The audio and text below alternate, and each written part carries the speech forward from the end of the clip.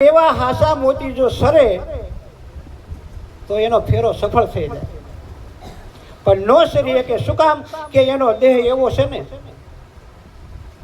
તો કાગડો અને હંસલો એ તો પક્ષી છે, પણ મનુષ્ય દેહની અંદર પરમાત્માએ જો એવા સુંદર મજાના કાન આપ્યા હોય, એટલે 84 લાખ યોનિના જીવ ઉપર વિચાર કરજો. પશુનો, પંખીનો, દરેકનો જે કોઈ દેહ છે, પ્રાણીનો દેહ છે, પછી ભલે હાવા દીપડા, સિંહ ગમે તે હોય કે હાથી હોય, ભગવાને બધાયને કાન આપ્યા છે. પણ ઈવડાઈ આ મનુષ્ય સિવાય એકય સમજી ન હોય કે સાંભળી ન હોય કે આપણી જુઓ ભલે કાન આપ્યા હોય. હાથીને કે કૂતરાને, બિલાડાને, ભૂંડાને ભક્તિ કરવી હોય તો આ સત્સંગી સાંભળી શકે? ન સાંભળી શકે.